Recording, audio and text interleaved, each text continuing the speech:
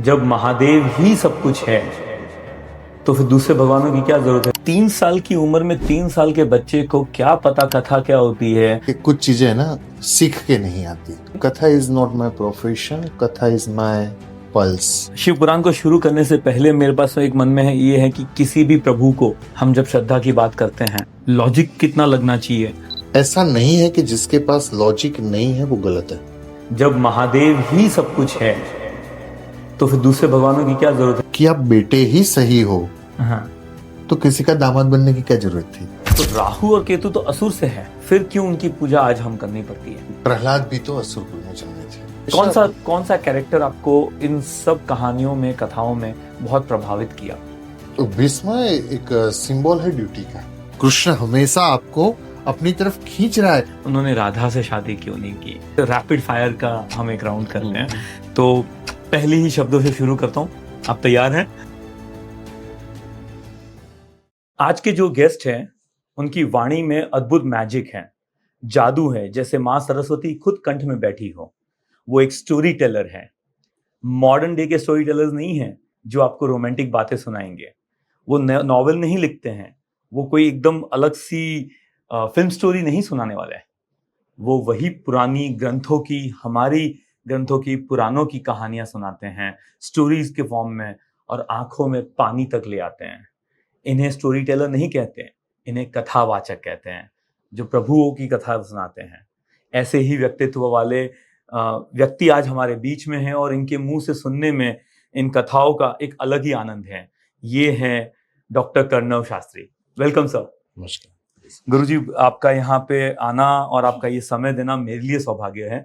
और जब मैं आपके बारे में या आपकी कथाओं को सुन रहा था तो मुझे भी ऐसा लग रहा है कि यार अभी तो बहुत सीखना बाकी है, अभी बहुत जाना बाकी है। तो शायद आज वो मेरी इच्छा पूरी करे।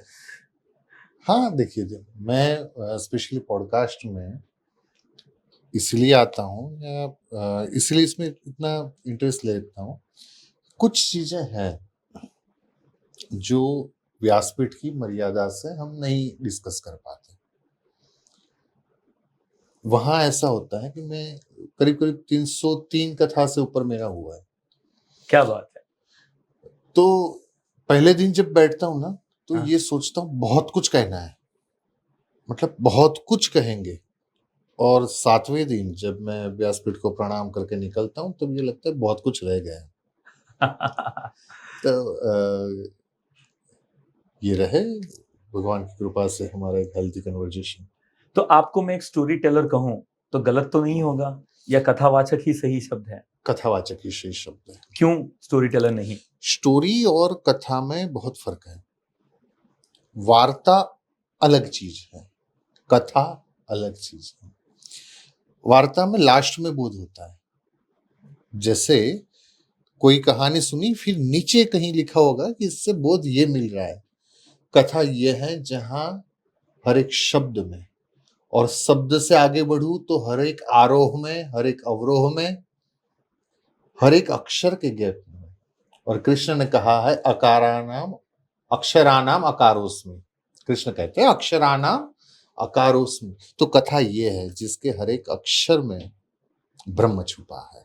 कहीं ना कहीं हर शब्द में कोई ना कोई नॉलेज का हिस्सा। हर शब्द में शब्द क्या, हर एक अक्षर के बीच में जो गैप होता है ना, जब कोई कथा कहते हैं ना तो एक एक अक्षर के बीच में जो गैप है ना, उस गैप में भी कोई ना कोई मैसेज होता है। क्या बात है। मतलब साइलेंस में भी आप मैसेज दे जाते हाँ, हो। साइलेंस कहाँ, कहीं अगर उच्चारण में भी किसी तरीके से अगर करते हैं, या आरोह अवरोह जिसको बोलते हैं, शुरू होता है हमारा यमन कल्याण से और विराम देते हैं भैरवी से, तो वो भी मैसेज है। शब्दों का भी खेल हो गया ये। हाँ, शब्दों का, राग का। क्या बात। तो मुझे ये बताइए कि ये सब करने के लिए एक उम्र होनी चाहिए। 3 साल की उम्र में 3 साल के बच्चे को क्या पता कथा क्या होती है। 3 साल के बच्चे को जिसे खिलौने की समझ अभी तक ढंग से नहीं आई है, वो इंसान कथाएं कर रहा है, कहानियां सुना रहा है, प्रभु की लीलाएं बता रहा है। ये तो समझ के परे है मेरे। देखिए, कुछ चीजें है ना सीख के नहीं आती, कुछ चीजें बाय बॉर्न या पूर्व के संस्कार होते हैं, या तो ईश्वर कृपा से। तो ऐसी ही कोई ईश्वर कृपा रही थी। मैंने काफी छोटी उम्र से कथा और दृष्टांत, भजन, कीर्तन ये सब शुरू हो चुका था। तो हो सकता है शायद आपका भी अभिमन्यु की तरह माँ के पेट में ही वो सारे गुण होने शुरू हो गए हाँ, थे। हमारे दादाजी जो थे वो भी बहुत विद्वान थे, हमारे पिताजी भी, और उन्हीं से चलता है। तो ईश्वर की कृपा और माता पिता के संस्कार दोनों हमको। तो फिर आप ये डॉक्टर क्यों लगाते हो? आप तो एक पंडित हैं, कथावाचक हैं, आपका परिवार विद्वानों के अंदर में रहता है जिसे पंडित की देखिए, उपाधि है, तो डॉक्टर क्यों लगा रहे हो? मेरे माता पिता का शुरू से एक सपना था कि हमें इनको डॉक्टर बनाना था, और वो भी मेडिकल साइंस में वो मानते थे और उनकी ऐसी इच्छा थी। मैंने उनको प्रॉमिस किया था मैं डॉक्टर बनूंगा, किस फील्ड का वो नहीं तो बताया कौन सा डॉक्टर वो नहीं बताया वो नहीं बताया था। देन पारिवारिक परिस्थितियां भी ऐसी रही कि मैं अच्छी पढ़ाई करता था, पर मेरा इंटरेस्ट कहीं अलग जा रहा था हमेशा से ही। जब लोग सॉन्ग सुना करते थे मेरी एज के बच्चे, उस वक्त मैं गजल गाता था, उस वक्त नज़म में मेरा इंटरेस्ट था, कहीं मैं सूफी शेर बोल देता था। क्या बात है। तो वो सब चीजें मेरे में रहती थी। तो उसके बाद मैंने सब्जेक्ट भी ऐसे ही चूज किए, और राइट नाउ मैं एक बार नहीं चाहूँ तो 4 बार डॉक्टर लगा सकता हूँ। ऐसा क्यों?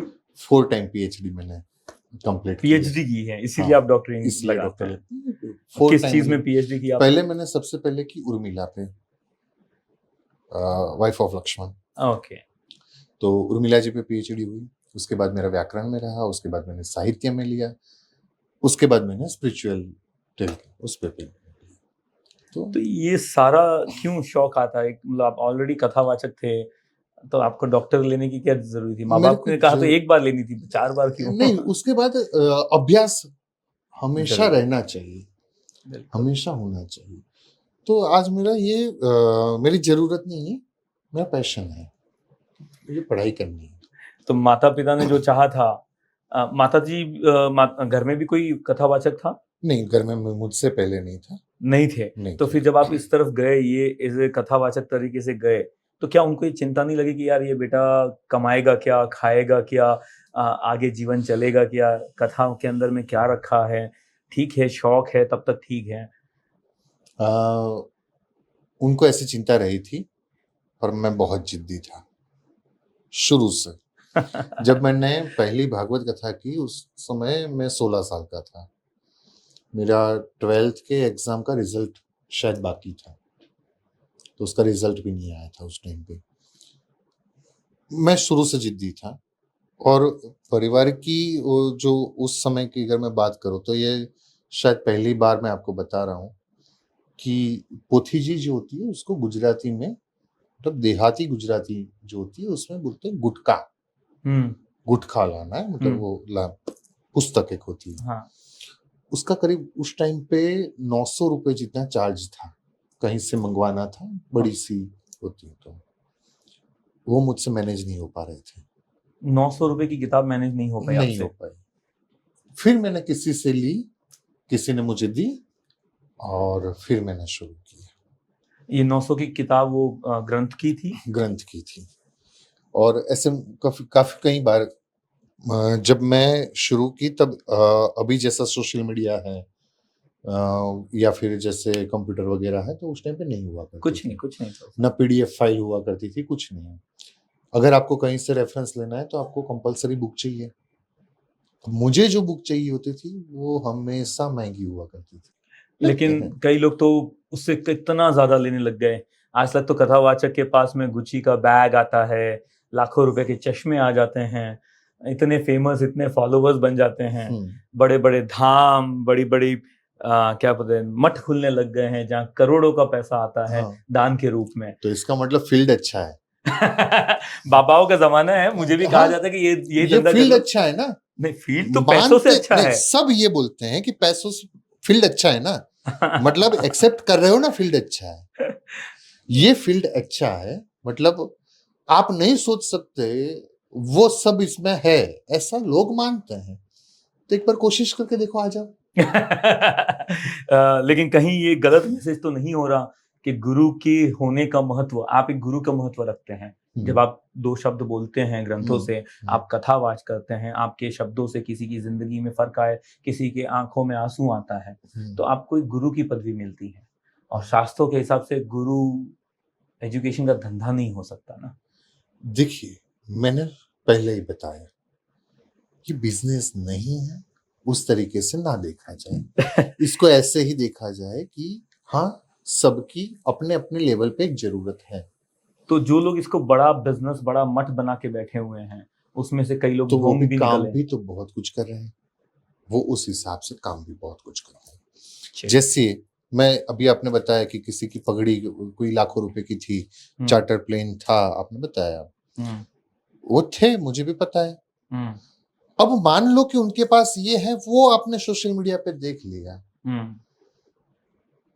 अस्पताल कितने चलाए, वो नहीं देखा उस समय वो पे। नहीं देखा, उस मोमेंट पे कोई नहीं देखता, उस मोमेंट पे आप नहीं देखते।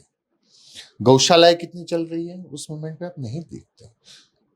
और व्यवस्थाएं कितनी चल रही है, उस मोमेंट पे आप नहीं देखते। तो इसलिए मैं जब भी कुछ कोई मुझे बोलता है ना कि मतलब इस फील्ड में ज्यादा पैसा है वगैरह, तो बोलता फील्ड अच्छा लग रहा है, आ जाओ, आ जाओ, आप भी कोशिश करके देखो। तो जो कोशिश करना चाहते हैं, तो आपकी क्या ऐसी रिचुअल्स हैं, हैबिट्स हैं, या ऐसा क्या होना चाहिए जिससे वो भी कथावाचक तो ना बने पर कथा के कहने के योग्य तो बने? देखिए, एक तो सबसे पहले ईश्वर कृपा होना बहुत जरूरी है, और उसके बाद सबसे पहला तो वही रहेगा, और उसके बाद आपका स्वतः अभ्यास। और अभ्यास में भी जो आप कह रहे हो ना, क्योंकि एक शब्द जितनी भीतर से निकलता है उतनी ही भीतर जाता है। एक शब्द जहां से निकलेगा, मतलब किस तरीके से निकलता है और कितनी भीतर से निकलता है, जितना भीतर से निकलेगा उतनी ही भीतर जाएगा। ये तो 100% बात है। तो उस भीतर से उन शब्दों को निकालने के लिए आपकी एक क्वालिटी होना बहुत जरूरी है। जैसे कि भाव ईश्वर के प्रति, जिस ग्रंथ के लिए आप वक्तव्य कर रहे हो उस ग्रंथ के प्रति ईश्वर तुल्य श्रद्धा, जो आप कह रहे हो उसमें अपना खुद का इन्वॉल्वमेंट, क्योंकि शब्द के भी प्रकार हैं। एक होता है नभवाणी, वक्ता बोलता है तो लगता है कि ये आकाशवाणी कर रहा है और आगे यही होगा जो वो बोल रहा है, खो जाता है, खो जाते हैं सब। फिर एक होता है निजवाणी, माने कोई अपनी बात कर रहा है, कनेक्टिविटी लगती है। और एक रिलेटिबिलिटी लगती है साथ में, नाभवाणी, मतलब वो अपने भीतर से बोल रहा है। ठीक है, तो ये क्वालिटीज है वक्तव्य के लिए। एक मोटिवेशनल स्पीकर भी अच्छा मोटिवेशनल स्पीकर तभी बन पाता है जब वो खुद के अंदर क्वालिटी डेवलप करे। तो उसे ऐसा भी बोलना चाहिए जैसे लगे कि वो आसमानी वाणी बोल रहा हो, ऐसा भी बोलना चाहिए जो नहीं, दिल ये से निकलता क्वालिटीज हो। है, ये अच्छा, उस क्वालिटीज पूरे व्यक्तित्व के लिए, उस व्यक्तित्व के लिए क्वालिटीज है। और खासकर कथावाचक के लिए परकाया प्रवेश करके एक शब्द है, परकाया प्रवेश। ओके, जितने बैठे हैं ना, उन सब के भीतर क्या चल रहा है, उनके क्या प्रश्न है, वो जब निकले और वो वक्ता के माध्यम से उसकी आवाज से निकले ना, तब लोग कथा सुनते हैं। ऐसे तो कोई भी अगर माइक पे लेके बैठ जाएगा तो लोग नहीं सुनते। ऐसे भी मैंने बहुत लोग देखे हैं जिन्होंने एक दो कथा की और उसके बाद नहीं कर पाए, कोई बुलाया ही नहीं होगा शायद, नहीं कर पाए, क्योंकि उसके लिए एक बेसिक होता है कुछ। एक तो आपका जिस ग्रंथ के लिए कथा कर रहे हो उस ग्रंथ की ईश्वर तुल्य श्रद्धा आपके भीतर होना, वो बहुत जरूरी, और वो कभी ऐसे ही नहीं आती। तो सुबह सुबह ऐसा कुछ करते हैं आप, अभ्यास, प्रयास, या आपकी क्या रिचुअल्स होती हैं? देखिए, मैं क्योंकि हमारे में ये माना जाता है कि आपकी निजी जो उपासना है उसको आप डिस्कस नहीं करते, हाँ पर हाँ, मैं हर एक व्यक्ति के लिए एक सजेशन करता हूँ हाँ कि इतना हमारे रूटीन में होना चाहिए। स्नान, संध्या, यज्ञ, इतना अगर आपके जीवन में है। स्नान माने कल तक का जो कुछ था उसको धो दिया। Right now you are fresh. Forgiveness and totally fresh तरीके से दुनिया को फ्रेश, देखा। ये हुआ स्नान। फिर संध्या। संध्या माने सिया राम मैं सब जगह जानी, करो प्रणाम जोरी जुग पानी, ये कहा जाता है कि सब में ईश्वर को देखना। ठीक है, गीता का एक योग है विभूति योग, जैसे अभी अभी वो वाला क्वेश्चन चल रहा था ना, विभूति योग। जहां भी अच्छा दिखे वहां अच्छा उसको होना। एक्सेप्ट करना और अप्रिशिएट करना, दो क्वालिटीज इंसान में होनी चाहिए। आप देखना ये वाला जो क्वेश्चन है ना कि भाई वक्ताओं के पास बहुत, वो वही लोग के दिमाग में ऐसे क्वेश्चन आते हैं जो खुद फाइनेंशियली वो नहीं कर पाते। क्यों? ये सीधी सी बात है, बिल्कुल नहीं कर पाते। आप फाइनेंशियली कमजोर लोगों को देखोगे ना तो उसमें एक घटिया क्वालिटी ये होगी, फाइनेंशियल कमजोर जो लोग हैं उसमें एक घटिया क्वालिटी ये होगी कि किसी फाइनेंशियल स्टेबल और टॉप पे है ऐसे लोगों को देख के वो बोलेगा ये तो 2 नंबर का है। हमेशा उसको यही लगता है कि उसने गलत तरीके से कमाया, उसने गलत उसकी तरीके मेहनत से नहीं कमाया, दिखती है। उसकी मेहनत नहीं दिखती। मुकेश अंबानी आज भी सुबह 4:30 बजे जागते हैं, हालांकि उनको जरूरत नहीं है इतना करने की, फिर भी वो करते हैं। काफी लोग ऐसे हैं, काफी लोग ऐसे हैं, अधिकांश की।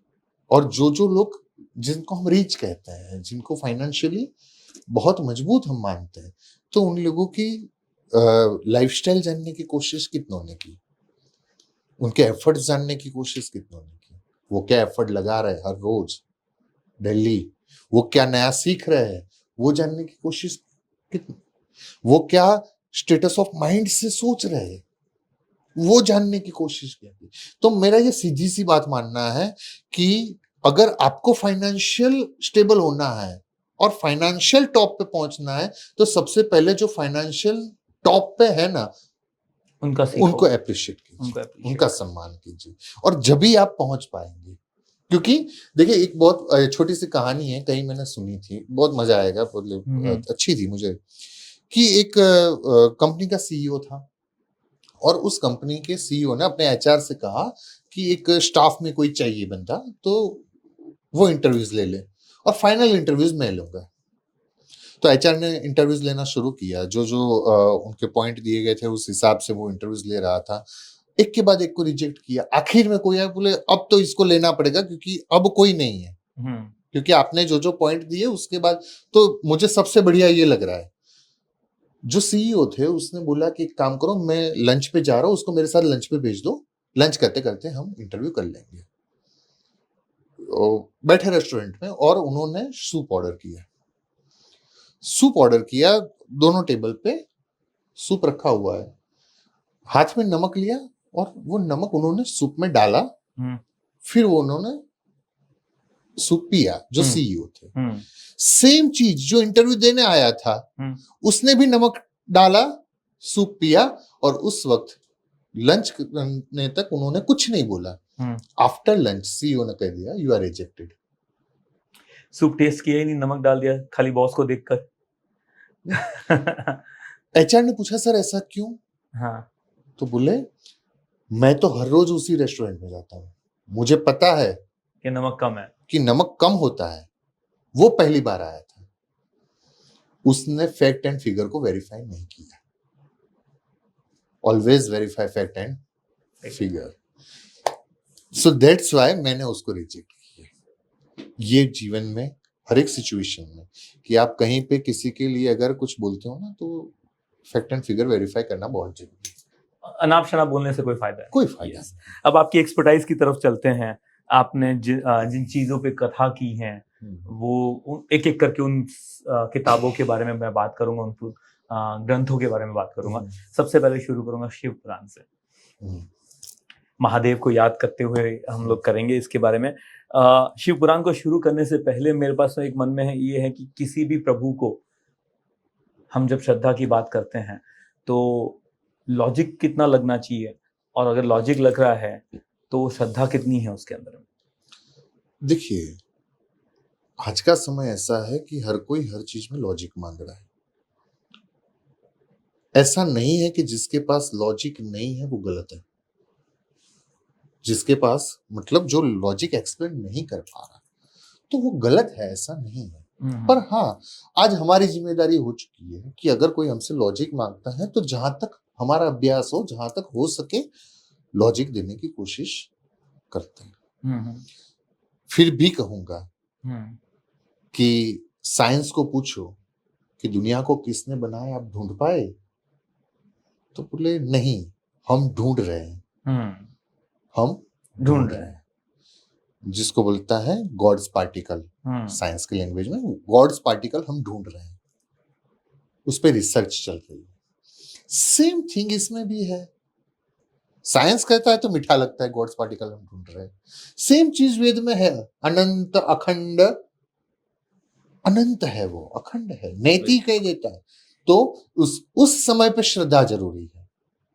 तो अनंत अखंड की बात की है तो महादेव से शुरू करता हूँ कि महादेव का जन्म नहीं हुआ, नहीं ऐसा हुआ। शिव पुराण का कहना है। हाँ, तो जब जन्म ही नहीं हुआ तो हम और जिनका कोई है ही नहीं तो वो सब कुछ है, भगवान है, इस रूप को कैसे एक्सेप्टेंस में लाया जा सकता है?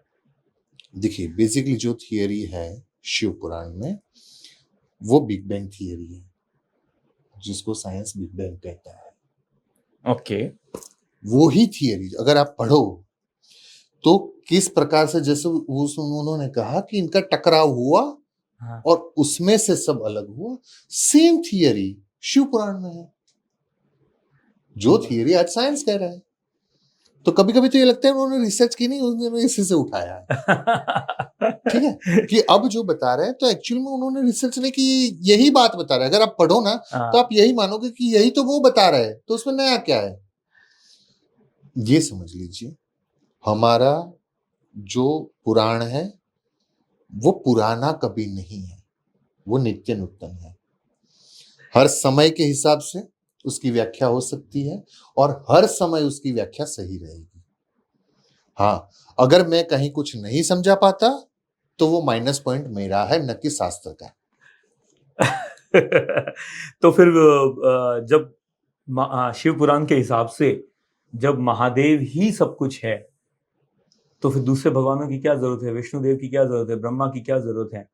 देखिए, अगर आपसे कोई ये कहे कि आप बेटे ही सही हो, तो किसी का दामाद बनने की क्या जरूरत थी?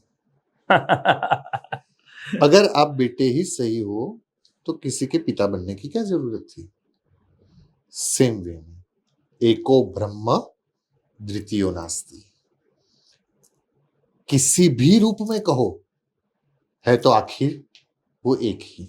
तो इतने सारे भगवान ऐसा नहीं है, यही मिथ है, यही गलत है। इतने सारे भगवान नहीं, इतने सारे रूप कहो, इतने सारे रूप है कि जिसको जैसा, कहीं किसी को बांसुरी वाला पसंद आए तो ऐसे रूप में, कहीं किसी को धनुष बाण के साथ पसंद आए तो इस रूप में, कहीं चक्रधारी पसंद आए तो इस रूप में। तो इसी कंफ्यूजन को लेकर लोग, जैसे कबीर ने कहा, घाट घड़िया न पछी नाम रूप झुंझवा, अंते तो हेमनु हेम होए। कबीरा कुआ एक है, पनिहारी अनेक, बर्तन सब न्यारे भये, बाकी पानी तो सब में एक। यही है। मतलब आपके हिसाब से सारे बर्तन, सारे शरीर, सारे रूप ये अलग अलग है, लेकिन है उसी गॉड्स पार्टिकल का एक साथ, एक और उसी का जीव, कोई भी जीव है तो वो शिव का ही अंश है उसी। तो हमारे जो ग्रंथों के अंदर में इतने रूप आए हैं, इतने जन्म आए हैं, इतने अलग अलग रूपों को लोग अलग अलग तरीके से पूजा करते हैं, इसी का फायदा उठा के दूसरे धर्म के लोग कहते हैं कि हमारे यंगस्टर्स को भ्रमित करते हैं कि आपके तो इतने सारे भगवान हैं, आपका तो सही रास्ता ही नहीं पता चलता है, कौन से रास्ते पे जा रहे हो, इतना कंफ्यूजन है, कौन सच्चा भगवान है ये पता ही नहीं चलता है। और फिर उस एक भगवान के नाम पर बहुत से यंगस्टर्स को गुमराहित किया जाता है, भ्रमित किया जाता है। देखिए, सीधी सी बात और साफ भाषा में बोलूं तो औरों के पास पेज है, औरों के पास ज्यादा से ज्यादा एक किताब है, सनातन के पास पूरी लाइब्रेरी है। समझ गए कि किसी के पास कोई पेज है, किसी के पास कोई बुक है, सनातन धर्म के पास पूरी की पूरी लाइब्रेरी है। और यहाँ इतनी उदारता है, और धर्मों में जाओ तो ये है कि सजदा करना ही पड़ेगा, मतलब जो कहा हाँ बोलो, नहीं तो मार दिए जाओगे। हमारे यहाँ ऐसा नहीं है। हमारे वहां ऐसा नहीं है। अगर आप ये कहते हो कि ऐसा नहीं ऐसा, तो भी एक्सेप्ट है। ये नहीं ये, तो भी। कोई कहे द्वैत भाव, एक्सेप्ट है। कोई कहे अद्वैत भाव, एक्सेप्ट है। कोई कहे शुद्धाद्वैत, एक्सेप्ट है। कोई कहे भगवान है, एक्सेप्ट है। कोई कहे नहीं, तो एक्सेप्ट है। जैसे हमारे वहां जो विचारधारा है उसमें कुछ अलग नहीं है। कोई, देखिए, इसमें कहा जाता है मेरे अंदर जो है वो ही संसार में है और वो ही मंदिर में है। तो कोई कहता है मंदिर में जो है वो संसार में है और वो मुझ में है। कोई कहता है संसार में जो है वो मुझ में भी है और मंदिर में भी है। बात तो एक ही है। चलिए उसी एक ही के अंदर में वापस महादेव के पास आता हूँ। और महादेव के आसपास इतनी सारी चीजें दिखती हैं, उन्हीं के रूप में है। कोई उनके रूप के अंदर में नागा साधु बन जाता है, कोई उनके रूप में कुछ और बन जाता है। तो इन सब रूपों की क्या जरूरत है? क्यों नागा साधु बनते हैं, क्यों भगवाधारी बनते हैं? देखिए, हर एक की एक विचारधारा है। एक त्याग का मार्ग है, कोई ज्ञान का मार्ग है, कोई भक्ति का मार्ग है। तो जिसने जिस रूप में उसको देखना चाहा, या फिर मैंने जो अभी अभी आपको बताया कि एक पूरा बफे बुफे लगा हुआ है, उसमें से आपको जो पसंद है, जैसे पसंद है वैसे आप ले सकते हो। तो उस हिसाब से किसी को त्याग का मार्ग लगा तो नागा साधु, जैसे अघोर पंथ वगैरह है, तो वो उस तरीके से गए। किसी को संसार छोड़ना था क्योंकि वो उस रास्ते पे, तो उनको सन्यासी, क्योंकि संन्यास सर्वथा सुखम ऐसी विचारधारा है, तो वो उस रिश्त में गए। लेकिन अगर आप सही तरीके से गृहस्थाश्रम में रहो तो ये सारे धर्म आ जाएंगे। कैसे? पहले, सबसे पहले धर्म को संभालो, गृहस्थाश्रम, धर्म अर्थ खूब अच्छे से चलाओ, फिर आएगा वानप्रस्थाश्रम। अर्थ जो कमाया उसका सदुपयोग करो, और फिर उसके बाद आएगा सन्यास, माने अब मोक्ष की तरफ निर्वाण करो। तो ये चार हमारे वहां पहले से ही थे। एक जब शिव की बात आती है तो उनके तांडव की बात आती है। और जब मैं शिव पुराण को थोड़ा बहुत समझने की कोशिश कर रहा था, तो एक दो वर्जन ऑफ तांडव स्तोत्र की मुझे समझ आई थी, मतलब मेरे ध्यान में आई थी, पर समझ मेरी थोड़ी सी कमजोर है।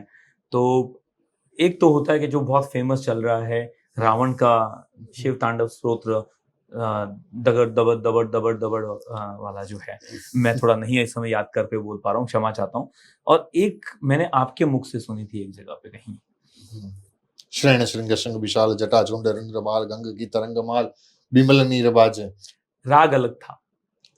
हाँ, यही मतलब उस टाइम पे कहीं होगा ना, क्योंकि एक रुद्र रूप में उस तांडव को गाया जाता था, और तांडव का मतलब विनाशकाली का दिखाया जाता था। लेकिन जब वो राग मैंने सुना था आपका, तो वो तांडव का वो राग नहीं था जो विनाश की वो तरफ। मैंने एक निवेदन ये किया था, मतलब वो एक अलग भाव से कथा में निवेदन करता हूँ कि रावण का जब हाथ दबाया गया तो रावण ने पीड़ावश, मतलब उस दर्द में उसको गाया था।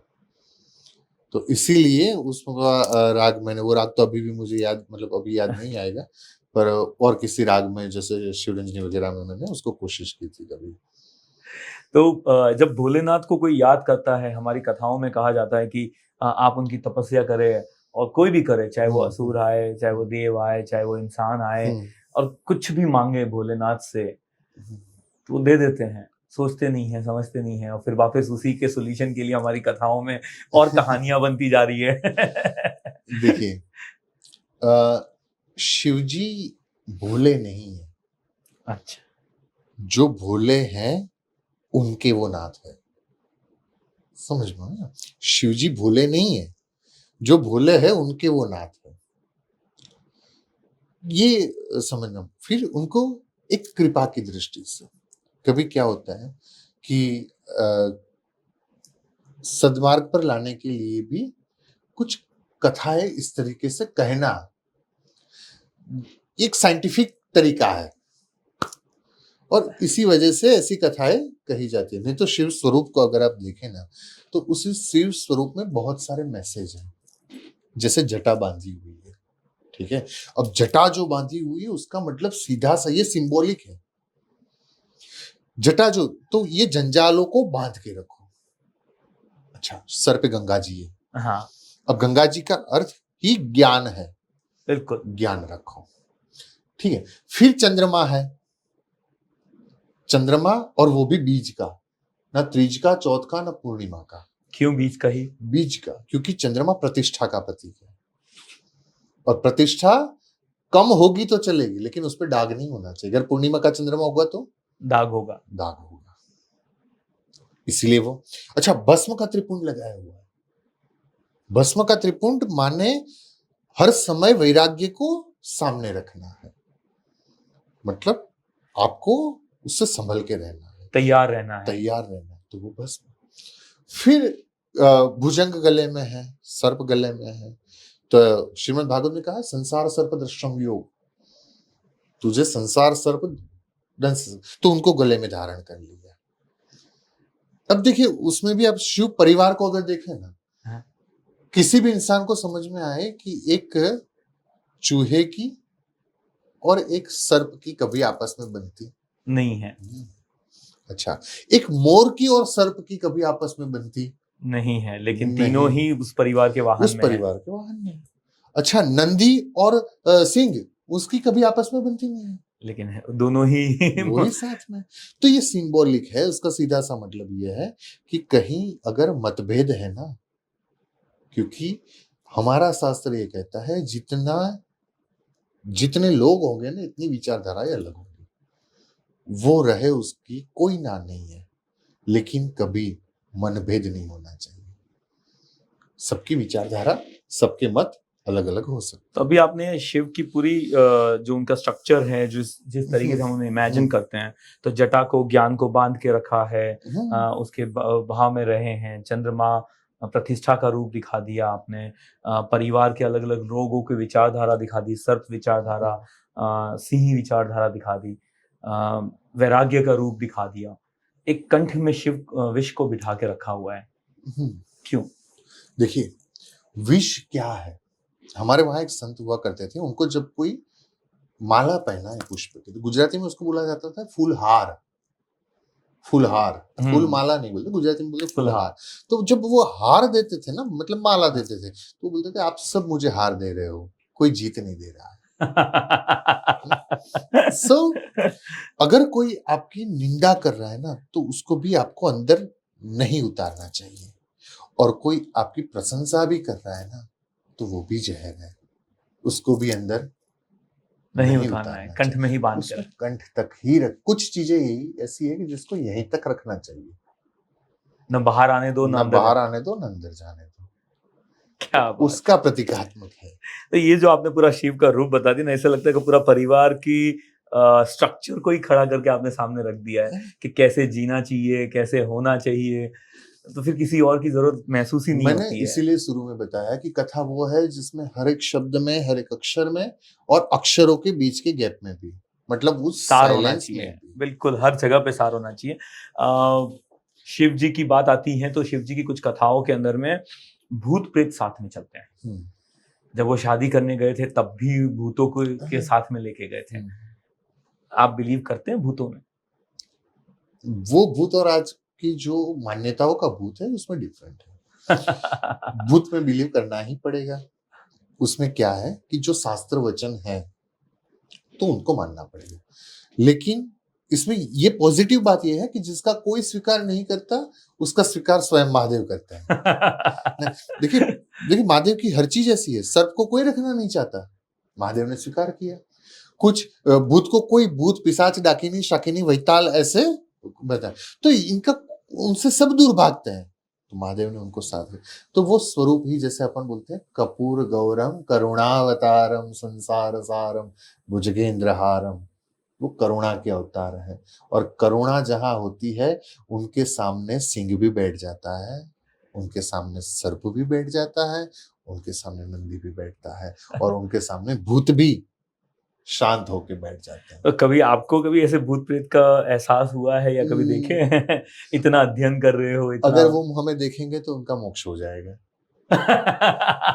अगर बुद्ध हमको देखेंगे तो उनका मोक्ष हो जाए। और ये मैं नहीं कह रहा, हाँ, ये एक्चुअली हमको जब पढ़ाया जाता था कि हमारे गले में रही तुलसी की माला, हाँ, हमारा तिलक, अगर इनको कोई देख लेता है ना तो भी मोक्ष पा लेता उसका है। उद्धार हो जाता लेकिन है। आपने कभी उनको देखा है? नहीं, मैंने नहीं देखा, क्योंकि मैं जब पास में जाऊं उससे पहले तो उसका मोक्ष हो जाता होगा।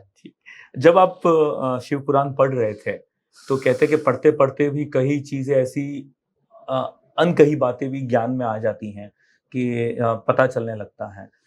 उनमें से एक होता है शिव पुराण के रिलेटेड बात कही है कि आप जब शिव पुराण का अध्ययन करते हैं तो शायद आपको आपके पिछले जन्म का भी पता चलता है, ऐसा कुछ है?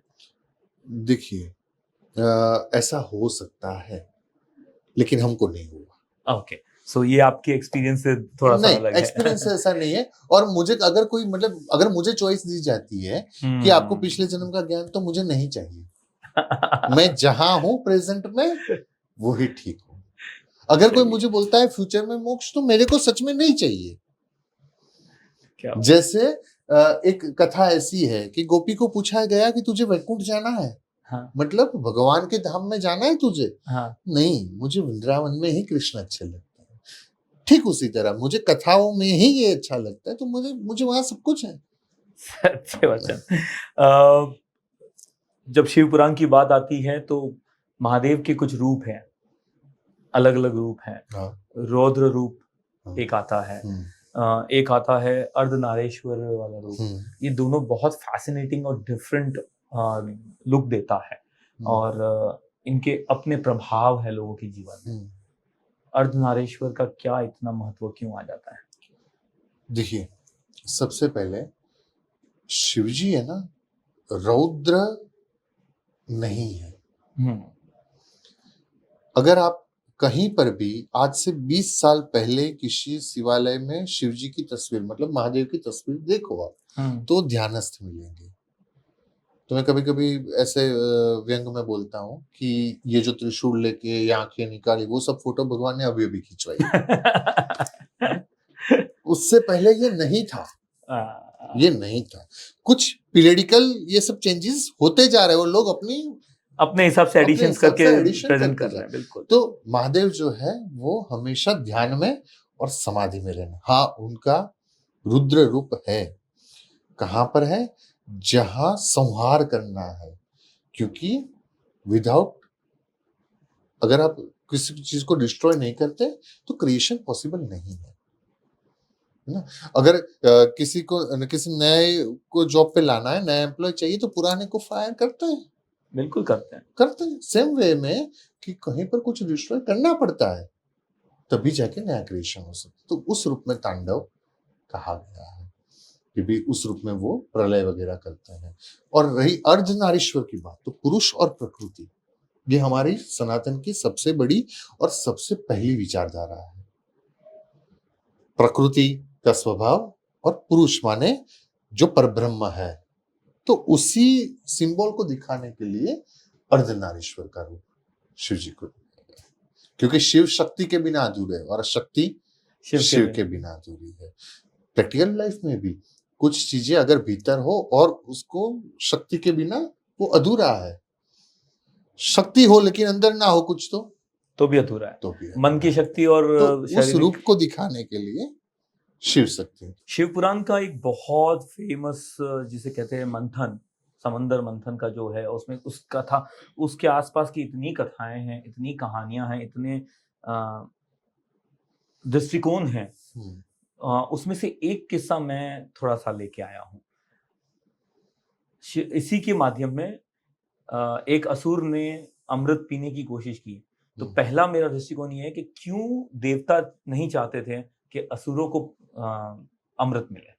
क्योंकि वो असुर थे।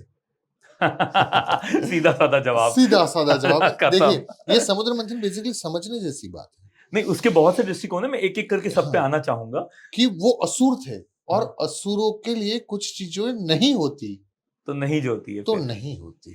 क्योंकि अगर वो अमृत पीते, सीधी सी बात है, तो वो धर्म को तोड़ते। दूसरा उसके अंदर में जब एक असुर ने तो थोड़ा सा एक बूंद पी लिया था हम्म, और फिर विष्णु जी ने उनको संहार किया था। वहां जन्म हुआ था राहु और केतु का। केतु का। तो राहु और केतु तो असुर से है, हम्म, फिर क्यों उनकी पूजा आज हम करनी पड़ती है? देखिए, प्रहलाद भी तो असुर कुल में जन्मे थे। हाँ, प्रहलाद भी असुर कुल में थे। अच्छा, एक ब्राह्मण कुल में जन्मा था रावण। रावण के तो कहते हैं कि ब्राह्मण और असुरों का दोनों का मिलाप है। नहीं, ब्राह्मण कुल में उनका जन्म हुआ था, तो फिर जब उनको कर्म से वो हुए हाँ, तो असुर कहा गया। ये हमेशा ही रहेंगे। राहु और केतु, हाँ, अमृत पान किया था तो हाँ। हमेशा ही रहेंगे। और फिर जब नारायण ने उन पर कृपा की तो कहा गया कि अब इन देवताओं के साथ स्थान दे दिया जाएगा, मतलब क्योंकि इन्होंने अमृत ले लिया है, अमृत ले लिया और देवताओं का, मतलब उनकी विचारधारा देवताओं से मिलती जुलती हो मिलती जुलती। जाएगी। तो इसीलिए उनकी पूजा, राहु केतु की हम स्पेशली पूजा नहीं करते। पर ग्रहों में उनको मान्यता दी ग्रहों है। में मान्यता उनकी है। तो उसी की वजह से कभी कहते हैं कि आपका राहु सही नहीं है, आप उसका ध्यान करिए, केतु के लिए पूजा करिए। मुझे भी कुछ लोगों ने कहा है, मैंने भी अंगूठी पहनी एक। तो उसी टाइप से कुछ है। देखिए, ग्रहों की दशा एस्ट्रोलॉजी में पूरा डिफरेंट सब्जेक्ट है। हाँ, जैसे किसी को अगर पब्लिक स्पीकिंग है या फिर पर्सनालिटी डेवलपमेंट है, तो आप किसी भी एक्टर को देख लीजिए, उन्होंने चंद्र धारण किया होगा। बिल्कुल। जिनको प्रतिष्ठा संबंधी कार्य है तो वो चंद्र धारण करेगा। तो हम तो एस्ट्रोलॉजी की तरफ जा रहे हैं। हाँ, हाँ, पर फिर मेरा ये था कि भाई क्यों फिर उनके ऊपर कृपा हुई, मतलब ये समझ नहीं आया। देखिए, राहु केतु को उन पे कृपा इसलिए कि भी उन्होंने जो भगवान के साथ संवाद किया तो उसमें भगवान ने उनको आशीर्वाद दिया है। आशीर्वाद दिया और ग्रहों के साथ उनको स्थान। तो ऐसा नहीं है कि हम राहु केतु की पूजा कर रहे हैं, ऐसा नहीं। मैं शिव पुराण की सब कथाएं जब सुन रहा था यूट्यूब पे, तो एक समय आया था अमृत का रहस्य बताने के लिए माँ पार्वती उनके पास थी, लेकिन वो भी पूरा सुन नहीं पाई। और मैं सब सुनता जा रहा था, सुनता रहा था, मुझे अमृत का रहस्य कहीं मिला नहीं।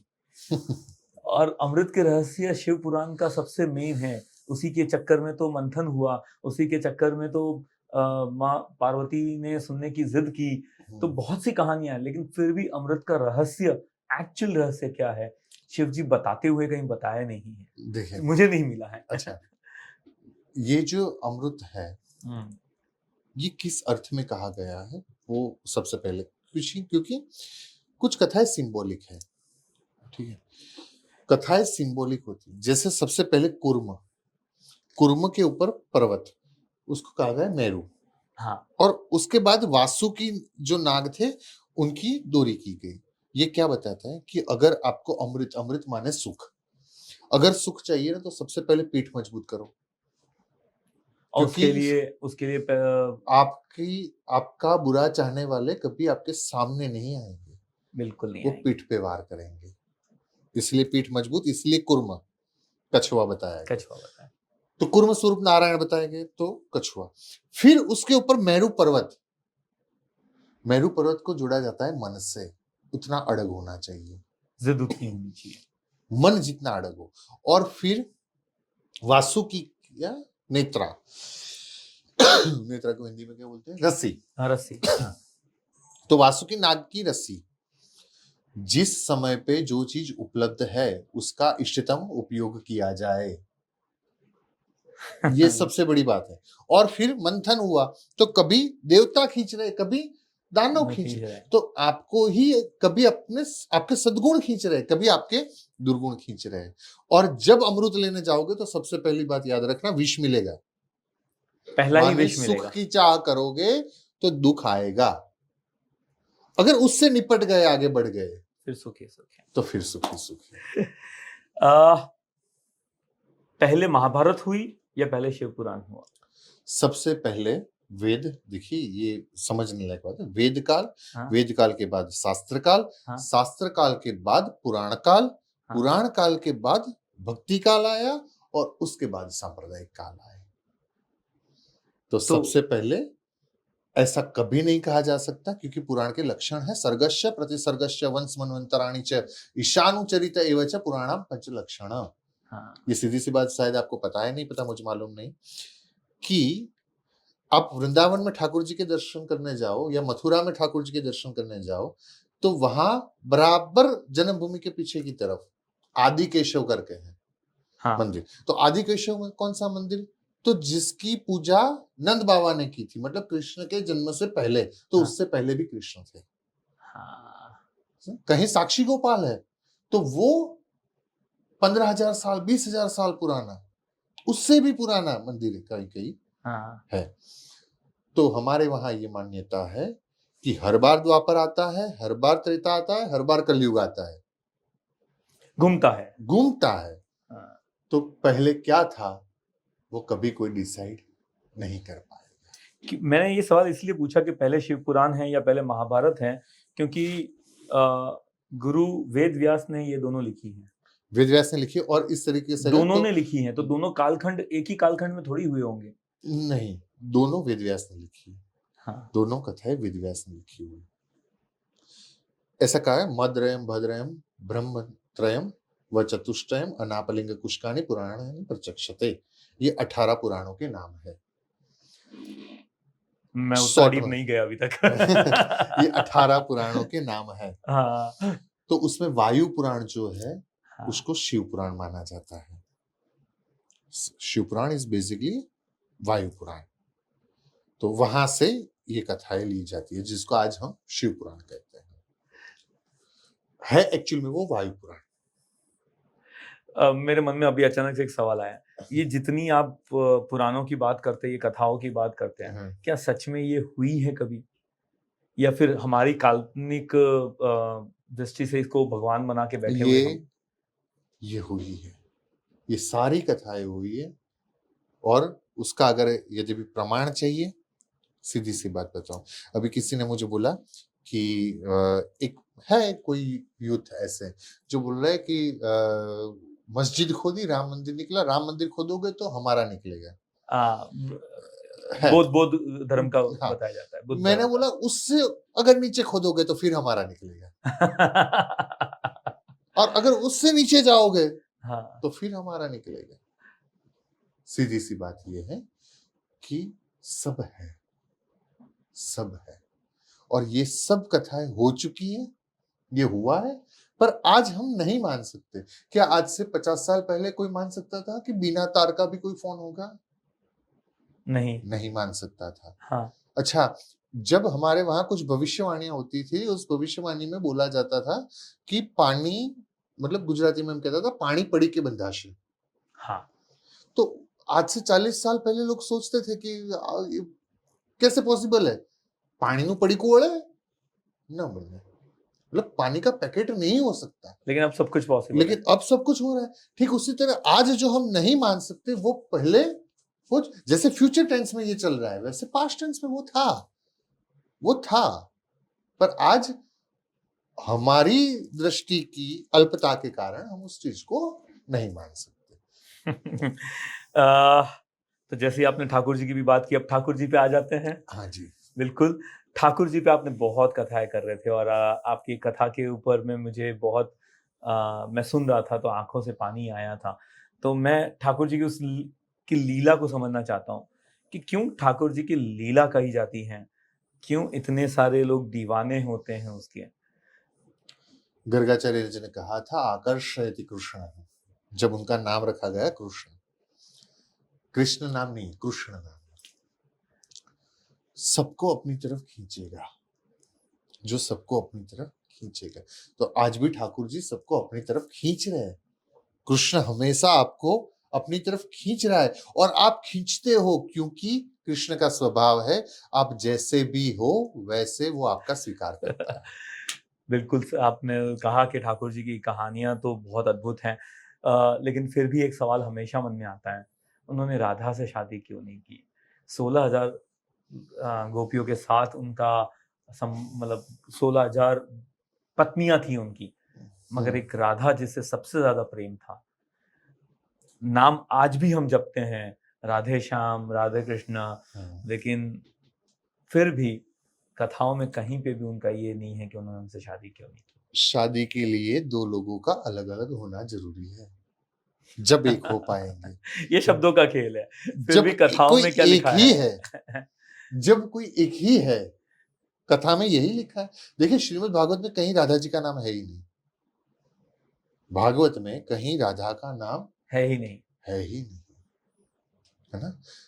तो ये जो बात है ना कि आजकल कोई बता रहा है ऐसे शादी, तो वो उनकी आह्लादिनी शक्ति है, वो उनका ही, वो ही है, तो उसमें डिफरेंट है ही नहीं।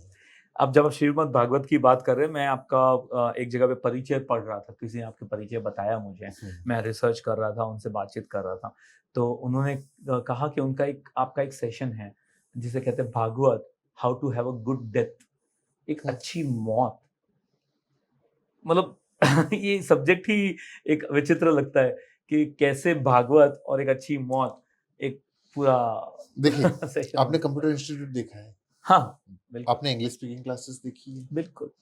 सेम वे में अच्छी मौत कैसे हो उसका इंस्टीट्यूट है, क्या भागवत वो इंस्टीट्यूट है? वो भागवत इंस्टीट्यूट है। रामायण कैसे जीना है वो सिखाती है, और श्रीमद् भागवत कैसे मरना है। इसको थोड़ा विस्तार में समझाएं मुझे। क्योंकि देखिए आज के इंसान को ना जीना आता है जीना तो आता ही नहीं है है एक्चुअल ना, में तो। ना मरना आता है। तो रामायण जो कथा है वो जीना सिखाती है, श्रीमद् भागवत मृत्यु सिखाती है कि एक्चुअल में इंसान रह के कैसे मरना है। क्योंकि इंसान जन्म तो इंसान के रूप में ले लेता है, लेकिन इंसान इंसान की तरह जी नहीं पाता। कोई एक प्रसंग से समझा सकते हैं इसको बेहतर? श्रीमद् भागवत का ही प्रसंग है कि जैसे किसी ने जन्म लिया और वो बड़ा हुआ तो असुर बना, हिरण्यकश्यप की बात है ना। तो वो अपने आप में बना असुर, लेकिन उसको जीने का तरीका नहीं आया, वो अच्छे से नहीं जी पाया। तो श्रीमद् भागवत की डेफिनेशन यही है, इसमें मृत्यु को परीक्षा माना जाता है। जैसे कोई बच्चा 9th क्लास में फेल हुआ तो वापस वो 9th क्लास में ही आएगा।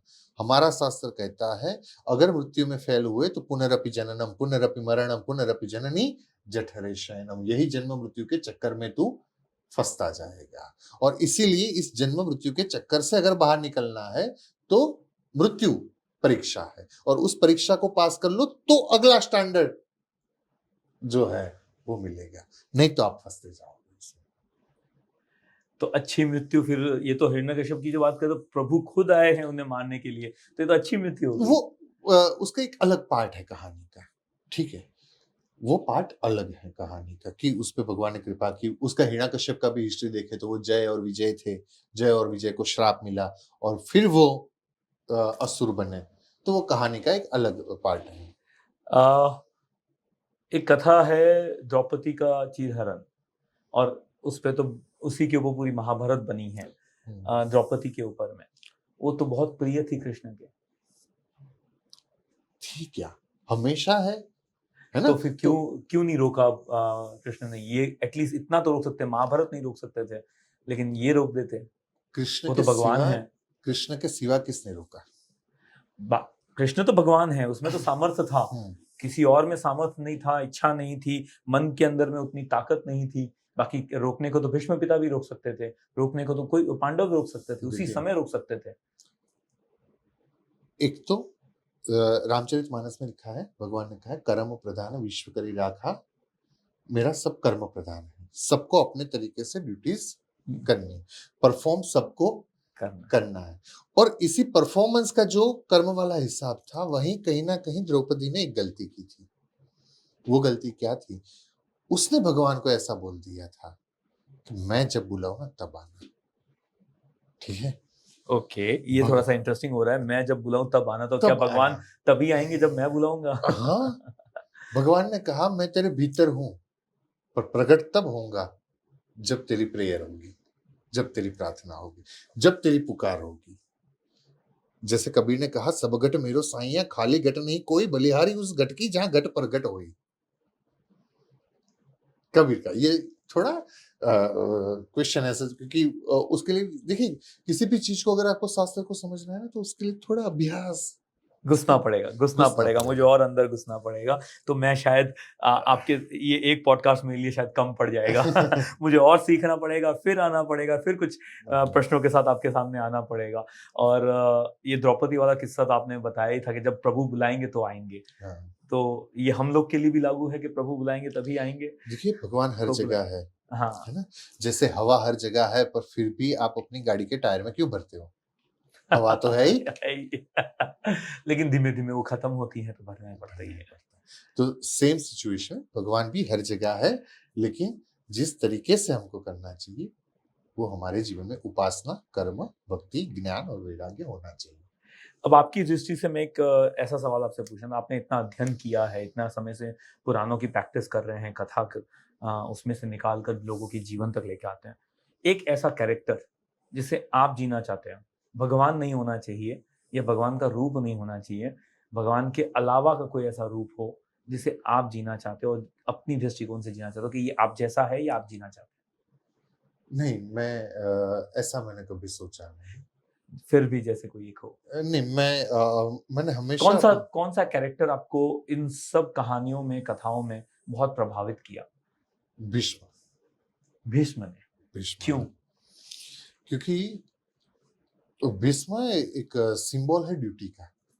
उन्होंने अपनी ड्यूटी बड़े अच्छे से निभाई, बहुत ही सुंदर तरीके से निभाई। और जब उनको सरसैया पे थे और पूछा गया कि आप कौरव की तरफ क्यों रहे, हाँ, आपको पांडव की तरफ रहना चाहिए, हाँ, तो भीष्म बोले मुझे पता ही था कि जीत तो पांडवों की होने वाली है और कृष्ण पांडव की तरफ रहेंगे, वो भी मुझे पता था। तो हाँ। मैं कृष्ण के दर्शन कर पाऊं ना, है ना? मैं इस तरफ आ गया। इस तरफ रहा था। फिर उसके बाद जब उनसे पूछा गया कि अंतिम इच्छा क्या है, तो उन्होंने बताया इतिमति रूपकल्पिता वितृष्णा भगवती शाश्वत पुंगवे विभुम्नि। इसका मतलब होता है मेरी एक कन्या कुंवारी है और मुझे उसकी शादी करवानी है। हाँ, बड़ी इंटरेस्टिंग बात है। हाँ, और ये बहुत बड़ा मैसेज है समाज के लिए। पितामह भीष्म ब्रह्मचारी थे हाँ, और ब्रह्मचारी नाम उनका देवव्रत था हाँ, और ब्रह्मचर्य के कारण ही उनका नाम भीष्म पड़ा था। हाँ, ठीक है। और अब वो जब मरण शैया पर है तब बोल रहे हैं मेरी एक कन्या का ब्याह करना है। बोले हाँ। कौन सी कन्या? तो बोले मेरी मति रूपी कन्या। वो अभी तक कहीं विचलित नहीं हुई, हाँ, उसने कभी व्यभिचार नहीं किया और उसकी मुझे ब्याह करवा। बोले किसके साथ? कि ये कृष्ण कोई के रूप भीष्म में। के साथ ही मतलब भीष्म जैसा व्यक्तित्व ही बोल सकता है, क्योंकि आजकल की दुनिया ऐसी है कि किसी की गाड़ी देखेगा ना तो भी वहां सेल्फी ले लेगा। अरे भाई गाड़ी किसी की है, तू क्यों सेल्फी ले रहा है ना? Because of show off.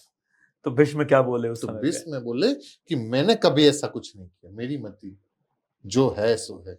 इंसान को दो चीज में है। देखो, सिंपल सी डेफिनेशन बताऊं तो योग क्या है? आपके पास जो है उसमें खुश रहना, वो योग है। और आपके पास जो नहीं है उसके लिए लालायित होना, वो भोग है। तो भीष्म का ये स्वभाव था। फिर बोला किसके साथ? तो बोले श्री कृष्ण के साथ, मुझे उनकी मेरी मति को। तो ऐसा व्यक्तित्व मुझे भीष्म का बहुत अच्छा लगता है।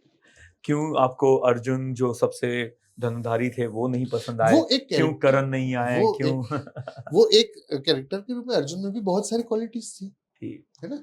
अर्जुन में भी था कि देखिए भगवान ने क्यों अर्जुन के सामने ही भगवत गीता कही, क्योंकि अर्जुन में क्वालिटीज थी इमोशंस। हाँ, अर्जुन में इमोशंस एम्पैथी था, प्रेम था उसमें, वो था। बिल्कुल था। तो शकुनी को लेकर आपका क्या कहना है? देखिए, किसी भी कैरेक्टर के लिए हम ये नहीं कह सकते, क्योंकि no one is villain, no one is hero. ये मैं बहुत पर बार बोल दिखाया तो चुका यही हूं। जाता है। दिखाया ये जाता है लेकिन एक्चुअल में ऐसा है नहीं। भगवान एक उत्तर महाभारत करके है, मतलब महाभारत के बाद की कहानियां है उसमें, और उसमें श्री कृष्ण कहते हैं मैं ही महाभारत हूं और शकुनी और कोई नहीं, मेरी उंगलियां दे। दुर्योधन कोई और नहीं, मेरे ही बुझाओ का अंग भुजाओं था। का अंग था। तो no one is villain, no one is hero. तो सबकी अपनी अपनी एक क्वालिटीज थी, सब में कुछ प्लस और माइनस था। गलती युधिष्ठिर की भी थी, थी, बिल्कुल, दाव पे गलती क्यों लगाया? गलती पांडवों की भी थी, हाँ, लेकिन उसमें भी कुछ क्वालिटी थी, कुछ अच्छा था कुछ बुरा था, और इसी देखा चीज जाए को तो आज के हमको जमाने समझना में के है। हिसाब से युधिष्ठिर के ज्यादा पापी हैं, क्योंकि उसने अपनी पत्नी को दाव पे लगाया। देखिए, उसके पीछे भी बहुत बड़ा इतिहास है, हाँ, बहुत बड़ी। तो मतलब एक छोटे से सेंटेंस में हम उसको नहीं बांध सकते। चलिए, अगर इस समय भगवान आपके सामने प्रकट हो जाए, आपकी इस तपस्या और इस कथा वाचन और इस भक्ति को देखकर, तो आपकी क्या 3 इच्छाएँ पूरी हो सकती है?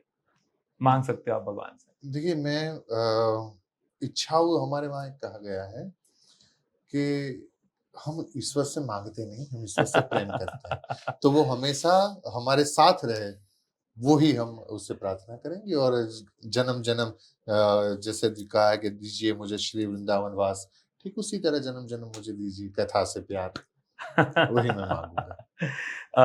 आज के संदर्भ में आता हूँ, आपने साहित्य को इतना कुछ बताया है, आपने शास्त्रों को बहुत सामने साहित्य के रूप में पेश किया है।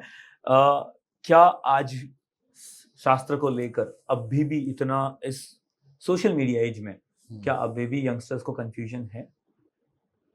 हाँ, यंगस्टर्स को कन्फ्यूज़न है और वो कन्फ्यूज़न दूर करने की कोशिश करनी चाहिए। किस किस्म के कन्फ्यूजन की बात कन्फ्यूज़न आप में ये है कि देखिए, आज आपको भी पता है कि सोशल मीडिया पर कुछ लोग जो दिखाना चाहते हैं वो दिख रहा है। सोशल मीडिया में मैंने जो रिसर्च किया है, हाँ। एल्गोरिदम वो दिखाना चाहता है, जैसे अगर आप सैड हो ना तो सैड रील आएगी।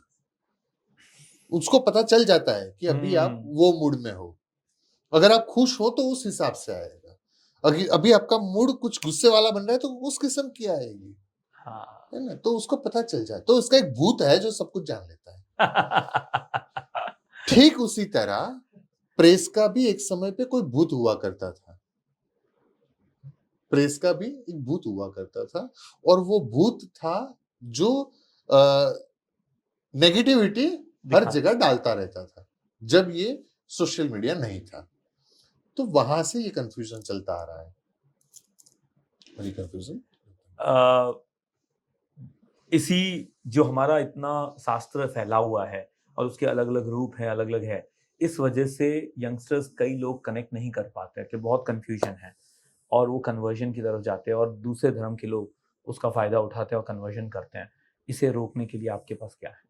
देखिए, मैं यही बताना चाहूंगा कि सनातन धर्म उदारता देता है। हर चीज में आपको उदारता दी गई और धर्म में उदारता नहीं है। ये सनातन, सनातन आप कर रहे हो, हिंदू क्यों नहीं? देखिए, जब ये हिंदू धर्म नाम तो बाद में हमने मतलब रखा गया कि हाँ। जो हिंसा से दुखी हो रहा है वो हिंदू, सीधी सादी डेफिनेशन। तो उसके बाद उससे भी पहले मतलब शुरू ही सनातन से हुआ, जिसको नाम दिया गया सनातन क्योंकि वो अनंत है। उसका कोई शुरुआती जहां से हुआ उससे पहले कुछ नहीं था, तो इसलिए सनातन नाम उसको दिया गया है। आज के ज़माने में विकृति बहुत सी फैलती हैं, रिश्तों में भी खटास बहुत रहती हैं। एक सब्जेक्ट को लेकर बहुत लोग चिंतित रहते हैं, that is called extra marital affair. इसके लिए भगवत और भागवत किस तरह से उपयोगी हो सकता है? देखिए, आपको वैल्यूज, आपको एथिक्स, ये हमारा ग्रंथ ही सिखा सकता है। और उसमें जो कहानियां हैं जैसे देवहूति की है, पतिव्रता धर्म की कहानियां हैं, तो ये जब तक नहीं होगा, एक पत्नी व्रत आदि जो बातें हैं, तो वो वैल्यूज जब तक आप में नहीं आएगी तब तक ये प्रॉब्लम रहेगी। और ये प्रॉब्लम्स की शुरुआत ऐसे ही हुई कि हम अपनी वैल्यूज को भूल गए हैं। हमारे धर्मों में जो कहा गया उसको हम भूल गए और इसी कारण नहीं तो हमारे वहाँ डिवोर्स शब्द भी नहीं था, हमारे वहाँ एक्स्ट्रा मैरिटल अफेयर भी नहीं था, लिव इन रिलेशनशिप वाला शब्द तो कभी था ही नहीं, ये कुछ भी नहीं था। तो उस जो वैल्यूज है, एक मैं कहानी हमेशा बताता रहता हूँ कि देवहूति मैया की कहानी, कि ऋषि ने वैकुंठ दिखा दिया और कहा मेरे में इतना सामर्थ्य है कि अगर कहो तो वैकुंठ में खाली करवा दूं, आपको वैकुंठ में जाके रहना है तो। और तब ऋषि पत्नी ने कहा नहीं, मेरे लिए मेरा आश्रम सही है।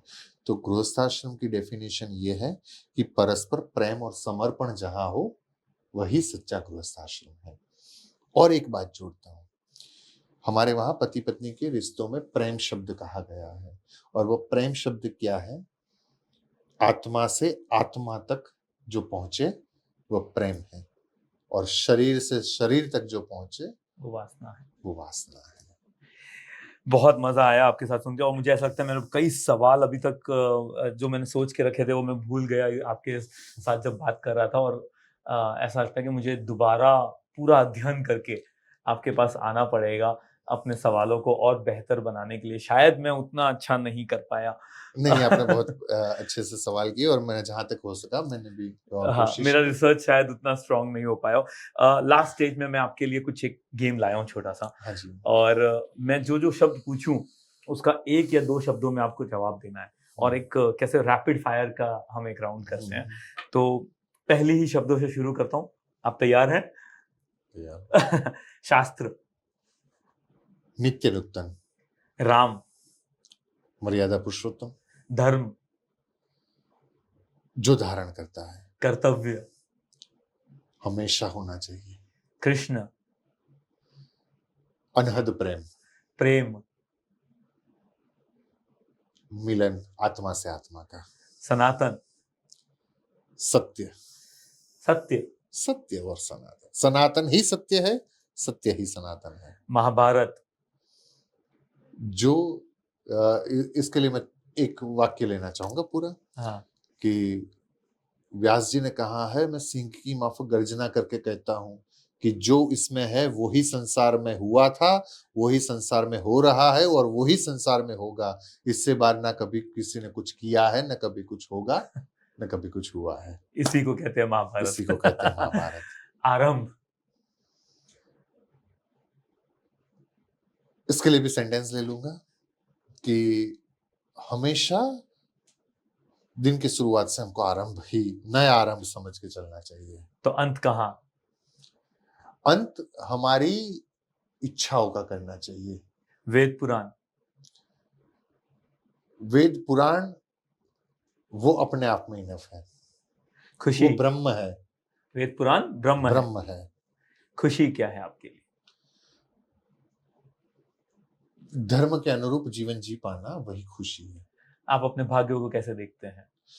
मेरे दादाजी एक व्याख्या दिया करते थे, देखिए हमारे वहां जो शब्द है भाग्य, कभी नसीब और तकदीर वो वाला शब्द हमारा नहीं है। भाग्य वो है, एक 2 मिनट का टाइम ले सकते हो उसके लिए। भाग्य कि जैसे कोई तीरंदाज था, उसने तीर चलाया, निशाने पे नहीं लगा। तीर चलाया, निशाने पे नहीं लगा। दूसरा चलाया, निशाने की जगह कहीं और लगा। तीसरा चलाया, निशाने पे लगा। वापस ले आया, वापस तीनों तीर को निशाने पे लगाने की कोशिश कर रहा है। इसमें ऐसा हुआ था कि जो कहीं और लगा था वो मुड़ गया था। तो मुड़ जाने के बाद उसको चलाना ज्यादा मुश्किल था, तो उसको ज्यादा कोशिश करनी पड़ी और उसने चलाया। एक समय ऐसा आया कि थोड़ा टूटा हुआ भी और थोड़ा मुड़ा हुआ भी उसका तीर निशाने पे लग गया। तो यही है, आपकी प्रिपरेशन क्या है वही आपका भाग्य है। आपकी प्रैक्टिस आपका भाग्य। और ये कहानी मेरे दादाजी का, कभी मैंने कहीं से शब्द सुन लिया था तकदीर, तो उन्होंने मुझे तकदीर की डेफिनेशन बताई थी, बेटा तैयारी प्लस तक, किसी चीज की अपॉर्चुनिटी मिले और उसके लिए आपकी प्रिपरेशन हो, वही तकदीर है, वही भाग्य है। आपके हिसाब से आपके भगवान आपके लिए क्या है? सब कुछ। और उसकी भक्ति का मतलब क्या है?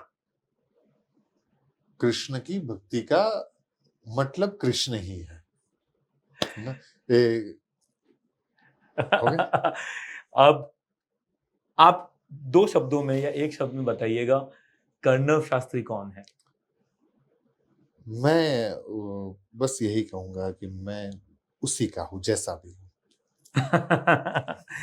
अंत में आप दर्शकों को क्या बात कहना चाहेंगे अपनी तरफ से, कि जीवन के लिए यंगस्टर्स को क्या देखना चाहिए और क्यों कथाएं आपकी सुननी चाहिए? देखिए, जो कोई मूल से अगर, जड़ से अगर दूर होता है, जड़ से बिखरता है, तो वो सूख जाता है, वो टूटता है।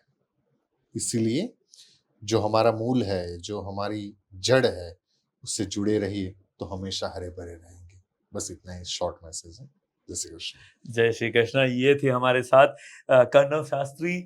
बहुत ही मन से, दिल से, खुशी से अपनी दिल की बात कहते रहे, क्यों उनके लिए ये पुराण, वेद, भागवत और क्यों हमारे लिए इस जीवन में इम्पोर्टेंस रखता है, इसे सुनते रहिए। और शायद मैं आज इतना अच्छे से नहीं पेश कराया, मैंने बहुत रिसर्च की, लेकिन मैं ये मानता हूँ ये जीवन भर लग जाएगा इसका रिसर्च करने में। 4 कहानियाँ सुनने से तो मैं नहीं लगता कि नहीं, मैं आपने इसको बहुत समझ अच्छी पाऊँ। कोशिश की।